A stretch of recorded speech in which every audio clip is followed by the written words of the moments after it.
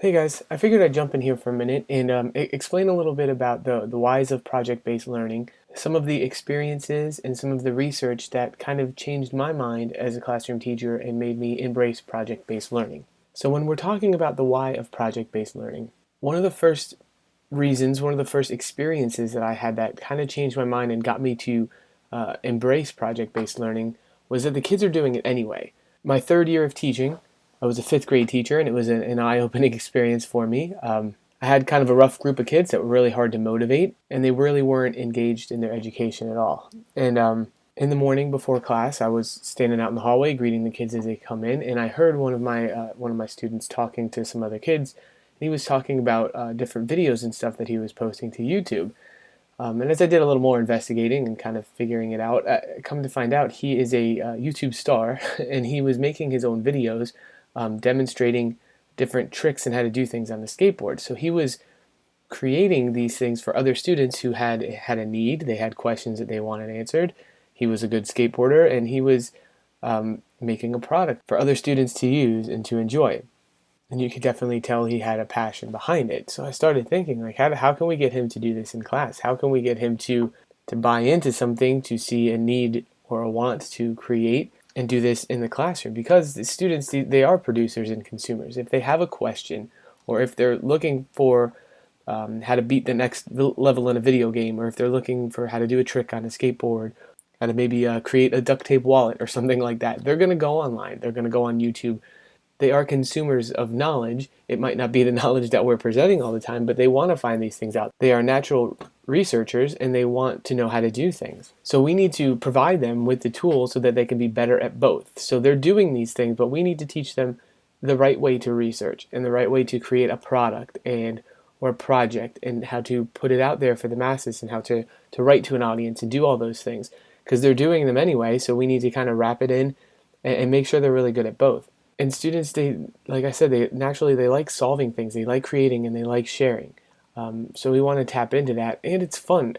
When I started doing more of this as a teacher, it engaged me more in the learning process, and it wasn't, just picking up a teacher's guide and going for it every day. It was, what are we going to create today? What are we going to do? What are we going to make? What are we going to figure out? And that really got me back into it. It got the students engaged, and that's just kind of my personal journey into project-based learning. So on the research side of it, there was an article published called Mind, Brain, and Education Science. This was in 2010 by Tracy Tokuhama Espinoza.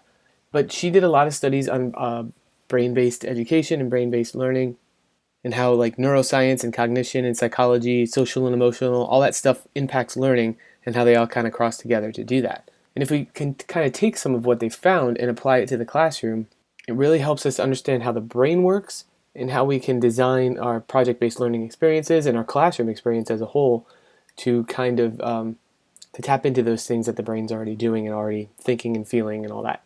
So one thing they said is that human brains are as unique as faces, so every one of them is different.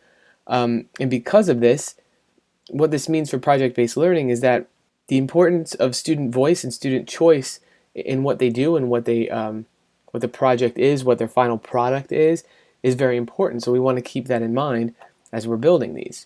The brain is changed by experience. Well, that's a fairly obvious one. But exposure to the various projects and different experiences, and the thinking routines, the things that they go through in order to solve a problem or to create a product or project. It gives them experiences that they can build on, and it helps them become more capable learners. So these experiences, these project-based learning experiences, help them become better learners and more capable learners just for the simple fact of doing them. The brain is highly plastic. We know this. It's going to change and is always going to respond to new learning materials. New pathways are going to be made and strengthened. And project-based learning presents opportunities for students to practice and hardwire the brain to get it to do these different functions and different processes and regulate our actions. So basically, project-based learning, the more involved they are in the steps in the process, it's going to help their brain to form and to get those paths and neurons going. And the brain connects new information to old. We know that as well. But what this means to me when I think project-based learning is that for an idea to stick in your brain, it has to be related to like a personal relevance or personal experience. Otherwise, the brain's going to be like, okay, great, I did it. I finished this worksheet, done. Move on to the next thing. Project-based learning, it's authentic and it makes sense, and it helps to focus them on a topic that they care about, and it's an experience that they'll hopefully remember, and it'll stick in their brain better because of it. Not only the experience, but all the learning that went along with it. So those are some of the research-based reasons, and let's look at a few more real quick. Novelty is important. Now, I don't have any specific research to back this up, but if you think about it, if you do the same thing day after day, week after week, it becomes boring and monotonous, and you're not going to remember the day-to-day learning that goes on. Just like everyone that drives to work in the morning, some of you might end up in your school parking lot, and you might not even remember how you got there some mornings, okay? Because you've done it day after day over and over. Well, the same thing's true in learning. If the student's coming in and doing the same routine day after day, yeah, it's great to build that routine so they know what to do, but at the same time, how much of is the brain growing? How much of that, those neurons firing and making new connections, how much of that is going on if it's the same thing day after day? So if we keep the classroom interesting with projects and with new problems and new products that we're going to create and solve, that's going to keep those neurons firing, it's going to keep them engaged, and it's going to keep you engaged as a teacher as well, because you don't know what they're going to come up with and where they're going to go next. And while that can be scary, it's also very exciting at the same time. So another great thing about project-based learning is that it gives students the opportunities to practice capabilities that will serve them throughout life. Being able to do certain executive functions that help them to become like mature young adults. And what I mean by executive functions is it's like a set of cognitive processes that help us to regulate our actions. So within project-based learning, students are going to learn how to be flexible. They're going to learn about flexibility and how they need to change their thinking from time to time. They're going to learn about organization, how to keep themselves organized and on track. They're going to learn self-control because a lot of it involves teamwork. So they're going to have to work with other students and be able to control themselves, and also they're going to have to be able to guide themselves through a task and control what they're doing. Along with that is task initiation, so they're going to have to be able to start something and run with it. And they're going to have to manage their time, definitely, to keep themselves on track of what they're supposed to be doing and accomplishing.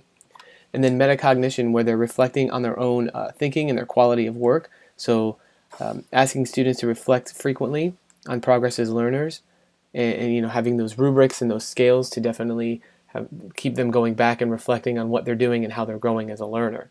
These are all important skills that they will be developing while they're working on a project-based learning activity or problem-based learning activity. And though it might not be a goal of the project-based learning experience as a whole, these are all things that are going to happen just because they're taking part in it. So this is just a brief little personal summary, personal reflection from me about why I started using project-based learning and why I believe so much in it. So hopefully you guys can take a little bit from this, and thanks for listening.